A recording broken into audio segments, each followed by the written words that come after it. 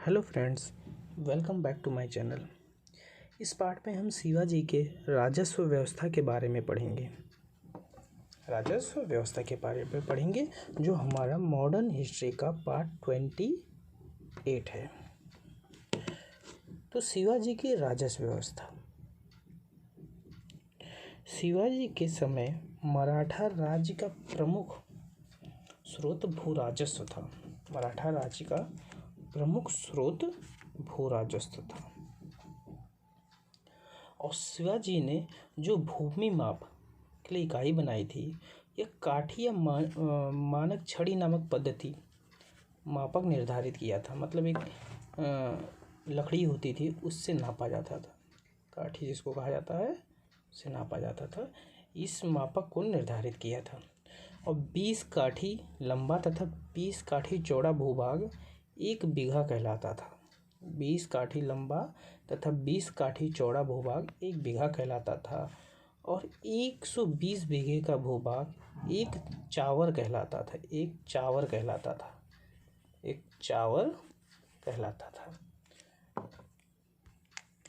और शिवाजी ने 1679 में अन्नाजी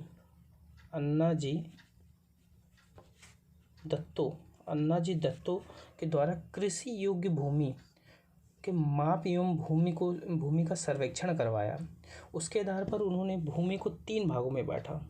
पहला उत्तम, दूसरा मध्यम और तीसरा निम्न भूमि। पहला उत्तम भूमि, दूसरा मध्य भूमि और तीसरा निम्न भूमि।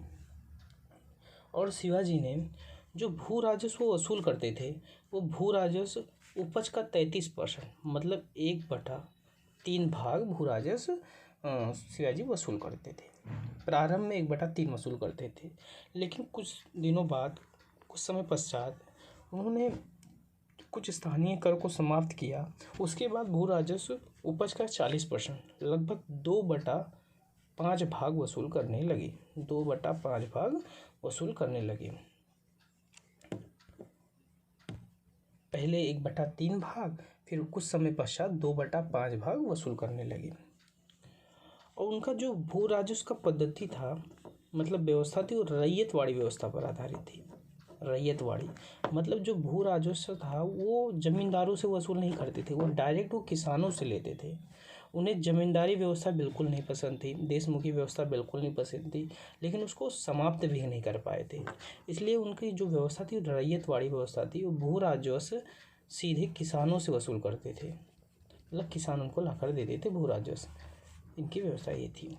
और उन्होंने 2 कर और लगाए थे, जिसका नाम था चौथ और सरदेशमुखी। अब चौथ क्या था? इसे एक तरफ से कहा जाए कि सैनिक वसूली, मतलब जो शिवाजी ने जो राज्य जीते थे, जो क्षेत्र जीता था, उससे चौथ वसूल करते थे कि तुम मुझे चौथ दोगे तब हम तुम्हारी मतलब रक्षा करेंगे, कोई भी बाह्य आक्रमण नहीं होने देंगे। इस वजह से वो चौथ कर वहाँ से लिया जाता था कि सैनिक शक्ति दी जाए, मतलब मदद की जाएगी, कोई भी बाह्य आक्रमण नहीं हो पाएगा, उनकी सुरक्षा की जाएगी। इस उद्देश्य से चौथ कर लिया जाता था। और सरदेशमुखी कर महाराष्ट्र में जो जमींदार से उनसे लिया जाता था।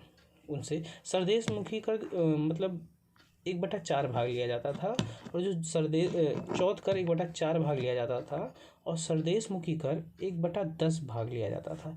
ये महाराष्ट्र में जो जमींदार थे, उनसे ये वसूला जाता था। उनसे, क्योंकि शिवाजी वंशागत जमींदार थे, तो होने के नाते यह कर जमींदारों से वसूला जाता था, इसलिए इसे सरदेशमुखी कर कहा जाता है। यह थी शिवाजी की राजस्व व्यवस्था। अब अगले पार्ट में हम देखेंगे उनकी प्रशासनिक व्यवस्था हमने पढ़ा, उनकी राजनीतिक व्यवस्था पढ़ा, उनकी राजस्व व्यवस्था हमने पढ़ लिया।